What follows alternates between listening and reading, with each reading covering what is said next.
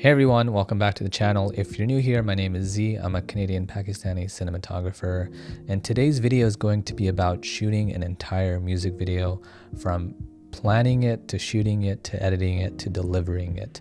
It is a lot of work, and I want to guide you through what I did from start to finish. So let me show you a little bit of the music video so you can kind of get a sense. I'm not going to show you the whole 3-minute thing, but I will link it down in the description in case you do want to watch the full video. But for now, here's a little snippet of some of the shots that we had for this music video.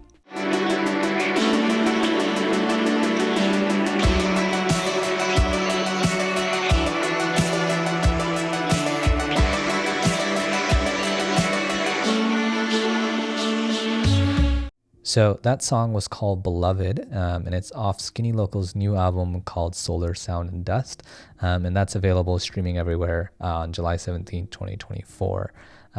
So I want to talk about what it took to make this video, because it was a lot of work, and I think sometimes people can underestimate how much work shooting something like this can be. So there's a lot of steps involved, and I'm going to guide you through each of those steps that I took to get from the initial ideation of the music video to the final delivery. So for all the planning, I ended up using an app called Milanote. Now, I'm not sponsored by Milanote in any way, and I think you can use any app really to make these type of notes, but Milanote just works better for me because it is geared towards filmmakers specifically, and I think it works quite well. So that's what I'm going to be showcasing here today.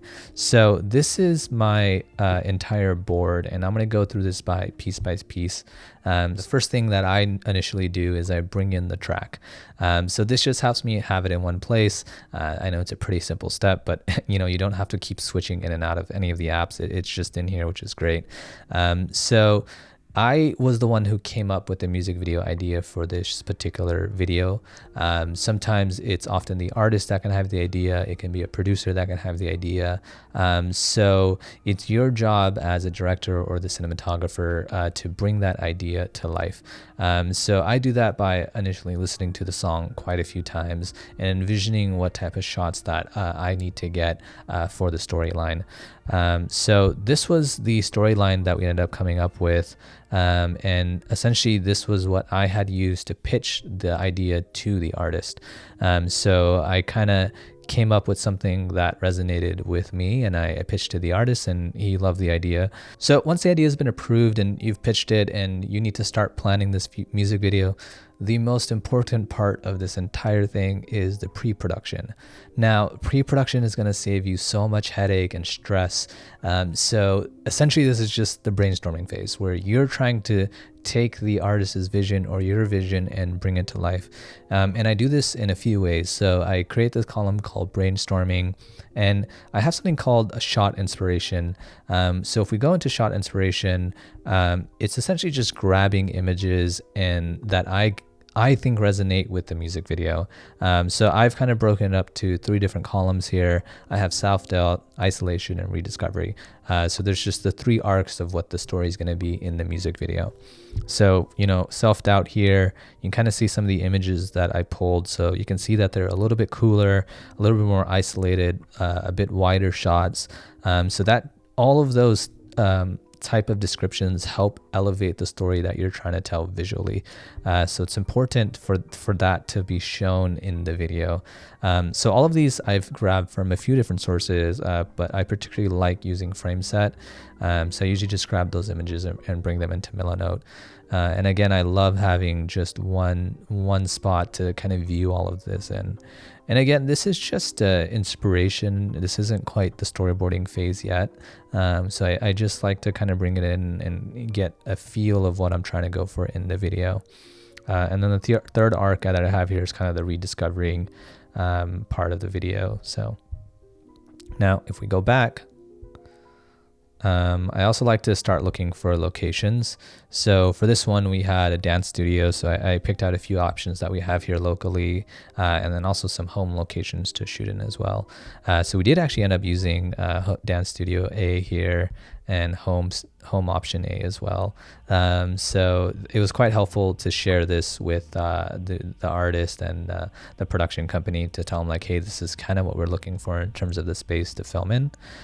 So again, kind of having all this in one spot was quite good. Now, the next thing that I like to do is come up with the entire story of the edit. So you don't need to go out and actually shoot anything. I just like to use inspiration photos that I've grabbed. And I just like to write a little description and breakdown of each of the timing and the shots that I'm envisioning for this video. So you can kind of see here at the beginning, my opening shot from 0 seconds to 13 seconds. I have an isolation shot of the dancer starting, and then the second shot cuts to, during that same time phrase, is a close-up of that. So, I have a wide shot and I go into a close-up, and then the next shot starts at 13 to 22 seconds. And I do that for the entire song. So, I just go through and add in the shots that I'm envisioning, and then I write a little description of what that is. So you can kind of see here, I have this match cut of the hands happening, and this is actually what I ended up using in the music video as well. So you can kind of see the actual music video and how we did that. So this process is, I think, one of the most important, is storyboarding out your entire video. And these timestamps help a lot as well.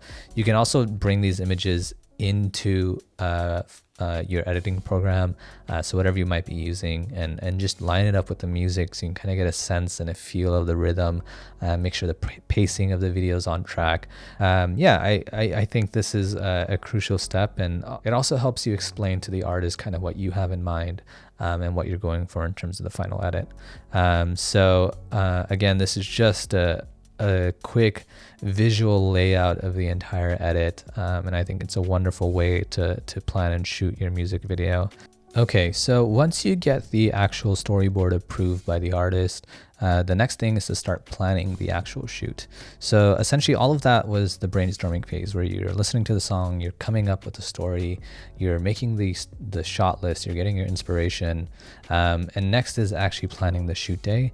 And I like to make a shot list for myself and for the entire crew. So this is what I call a storyboard for the shoot day. Again, you can also call it a shot list. And this is essentially planning out everything that's going to happen on the day of the shoot, because you won't be able to do your shoot in order of your edit. So obviously it depends on location, the time of day, like all these things take into account of how you're going to be shooting. So I go through and I figure out what shots are going to be done first, what's going to be done second, what's going to be done last, what time are the actors or the talent are going to get there. So all of things are quite important. I figure out what focal length we're going to be using the day of, what type of lighting we're going to use. And this is also helpful for the DP. So the DP is able to plan out what type of lighting we need to achieve each of the looks that we're going for. So here we have all our studio shots that we did. And then down here, we also broke it up and for the bedroom scenes. So, that way, once you're setting up the lighting in the bedroom, you can get all those shots done, and then you can move on to the next part of the house, for example, the dining room. And once you set up and get all your shots for that, you move on to the next thing. So this is why it's important to make sure you're getting a shot list and know what shots you want to get.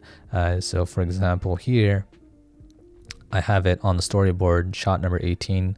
We're going to do a wide. We're going to be using a 24 length focal length. We're going to be using the 600G light that we have, and the movement is static. So if we go here, we can see that this is the shot that we're going for. It's a wide shot. We're going to use the 24 mil. And of course, this is going to vary on the location that you have, so it won't look quite like this. But that's just to give you an idea of what's going to be done in what order on the shoot day. So, that part's very crucial. Stay organized and stay on time. And that's the biggest thing that I learned, is making sure you can get your shots and how long everything is going to take in terms of setting up the lighting. If your actors are late, what time is lunch, like all these things you need to take into account and plan for. And, that's exactly what I did next. So if you look here, we have this shoot day that's happening on that happened on the February 2nd. So you can see that we had the address that was listed for the talent. We had where parking was or how much parking was, and the call time for the crew. We had the setup from 12 to 1. We had our first shoot, then we had a lunch break. So this way it helps you stay on time, and it helps the talent and the crew know how much time we have for each of the setups. And here we just put the shot list for the day of. So we broke this down for each sequence. So from 1 to 3 p.m., these were the shots that we had to get. So the opening shot that we started with was on a 35 mil. It was in a dolly with overhead lighting. So this shot here, I particularly can show, like, you know, if you take a look at the actual shot in the video, we did exactly this. We had it on a 35 mil. We were doing a dolly push in, and we used overhead lighting. So having this all pre-planned beforehand was crucial, and it helped save so much time. And not all of these shots made it into the final edit, but you know, a lot of them did. So it is kind of important to make sure you know what you want as a director, especially, and as a cinematographer, knowing what you're going to light, how you're going to light it, and how much time you have. So that's also very, very important. And again, we did that for each of the days. So even on the next shoot day that we had, which was about a week later, we had a shot list for that as well. So if we go into here, you can kind of see what we're doing with the lighting. This was the actual plan that we had to light the scene. So our DP suggests that we put a 1200 outside, and we have a 300 coming through the door, and the F is where the family will be sitting. So you can kind of see how much planning went into every single shot that we did. In the amount of time that you put in prior to all of this happening on the day of is going to make sure you can focus on getting the best possible shot on the day of. There's no guessing on what your lighting is going to look like, where you're going to be putting everything. Of course, you can make micro adjustments and change with the color balance, the temperature, the percentage of power output. Like, all of that stuff is important as well, and you can fine tune that on the day of. But getting those shots prior to and planning what shots you're going to get in what order are crucial. So again, we also have this shot, and particularly this shot was important because the time of day of when you shoot this matters. So here's the shot that we had in the music video. Now we had to make sure it was happening right around sunset. So that means we had to have everything else wrapped up and packed up so it wasn't in the shot. And we had to set up our camera, make sure the lighting was just on point, getting all the practical set up, making sure the indoor lighting was set up correctly. And you can even see here, I have a big note that says shoot it before it gets too dark, because we wanted that blue sky in the background, and we didn't want the sky just to be nighttime. So again, very, very crucial in terms of planning. And the last thing I want to touch on is having a gear list. Now, a gear list is important because you know what you need to bring and you know what you need to pack. If you don't have a lot of gear, then if you're bringing everything, then that may not be as important. But if you have a lot of gear, you don't have to bring everything on every single shoot day. That takes more time to load up, more time to prepare, more time to set up. So if you know you're using certain lights or certain equipment that day, those are the ones you want to bring with you, because time is always of the essence, and you want to spend more time shooting versus setting up. So you do have to account for how much time everything takes to set up. For example, here we have the gear list of lights that we were gonna bring on this day of the shoot particularly. This isn't all the lights that we had, but this is the one that we were gonna bring on this particular day. So having a breakdown and knowing what gear you're gonna be using, what lenses you're gonna be using, what camera, what type of lighting, all of this can help you save time in the setup, the loading, the unloading, and obviously making sure you're not forgetting anything on the day of the shoot as well. So planning is, I would say, one of the most important things to make sure your end product, your music video, or whatever commercial or short film that you may be filming can help the process of making sure that end product is really, really what you're going for and what you envisioned. So as you can see, there's a lot of planning that went into this, and it's really the pre-production phase that helps elevate your videos or whatever you might be trying to shoot to the next level. There's no second guessing. You can spend more time creating a beautiful image because you already know what type of image you're trying to create. And on the day of, you're just fine tuning that.